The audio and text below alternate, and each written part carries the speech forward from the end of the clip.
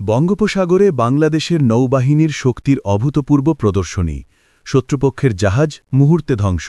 বঙ্গোপসাগরে এক মুহূর্তে কেঁপে উঠল সমুদ্র ও আকাশ, যখন বাংলাদেশ নৌবাহিনী দেখাল তার অসামান্য সামরিক শক্তি। শত্রুপক্ষের জাহাজ লক্ষ্য করে নৌবাহিনীর বিধ্বংসী মিসাইল মুহূর্তের মধ্যে ছুটে গেল।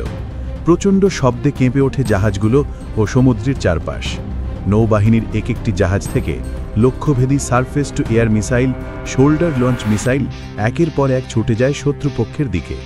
সাবমেরিন থেকে ডেপথ চার্জ রকেটের বিস্ফোরণ সৃষ্টি করে পানিতে বিশাল ধ্বনি ও জলরাশি।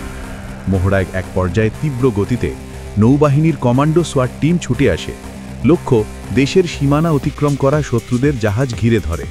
নিমিষেই শুরু হয় স্পিডবোট অভিযান ও গোলাগুলি। হেলিকপ্টার ও বিমান বাহিনী যোগ দিয়ে চারপাশে টহল চলতে থাকে। কিছুক্ষণের মধ্যে শত্রুদের পরাস্ত করে জাহাজের নিয়ন্ত্রণ পুনঃপ্রাপ্ত করে নৌসেনারা।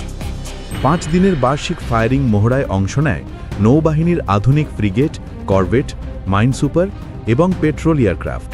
এতে ফুটে ওঠে 1,18,000 বর্গ কিলোমিটার সমুদ্রসীমায় দেশের সার্বভৌমত্ব ও নিরাপত্তা নিশ্চিত করার দক্ষতা।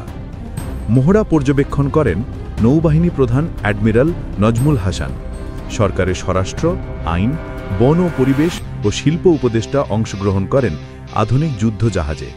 মহড়ার সমাপ্তি হয় দৃষ্টিনন্দন ফ্লিট রিভিউ প্রদর্শনী দিয়ে, যেখানে যুদ্ধ জাহাজগুলো সারিবদ্ধভাবে দেশ রক্ষা স্লোগান দিয়ে মহড়ার রীতি শেষ করে। এই মহড়া প্রমাণ করে বাংলাদেশ নৌবাহিনী শুধু আক্রমণে দক্ষ নয়, দেশের সীমানা ও আকাশ সমুদ্রের নিরাপত্তায়ও প্রথম সারিতে।